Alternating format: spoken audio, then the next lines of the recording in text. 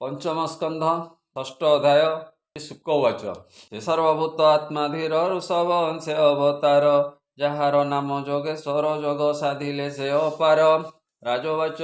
मोर संशय हृद गते भमुनि कहतो सचिते से इच्छा विहारी पुरुष सकल कर्म रे जैस रूपे किवा कार्य तार संशय फेड़ मुनिवर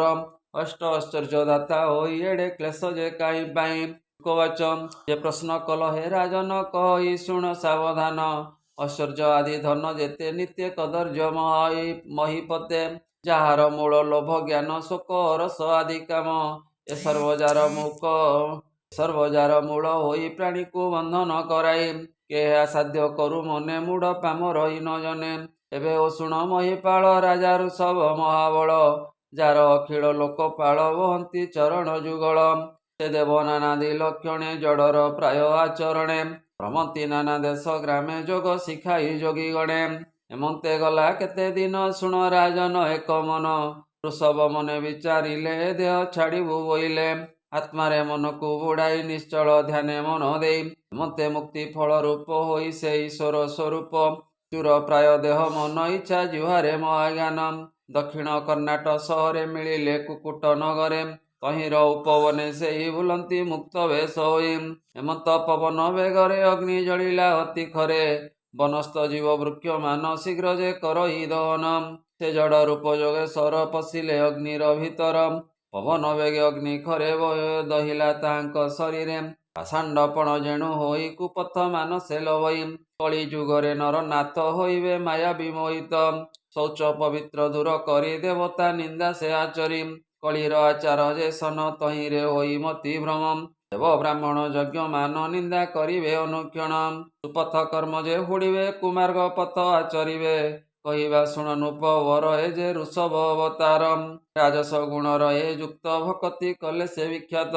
जार गुण ए संसारे गायन कले साधु नरे शपथ सिंधु आदि करी आवर जेते वसुंधरी दीप बरस भद्र सेन जहिरु जन्म प्राणी मान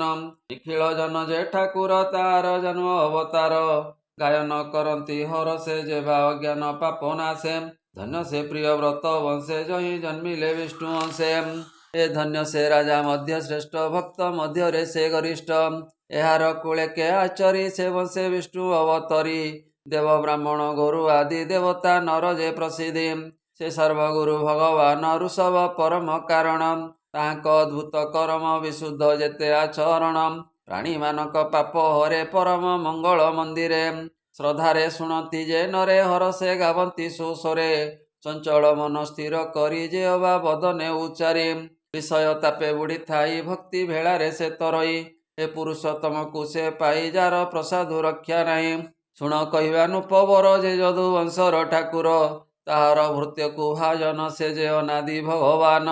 नाना अवतार को वही संसार प्राणी को तारई भक्ति रे ताकु जे भजई से प्रभु ताकु मोक्ष देई जे नित्य आनंद शरीर जार कृष्ण मति दूर परम कल्याण कारण पर लोकरे परायण से जे ऋषभ प्राणी कर तांकु मोर नमस्कार कहि विप्र जगन्नाथ पंचम स्कंदे भागवत श्रीमद्भागवते महापुराणे परमहंस्यां सहिते भयासिक्यां पंचम स्कंदे ऋषभ चरिते नाम षष्ठ अध्याय बोल आनंदे गवार हरि हरि बोल।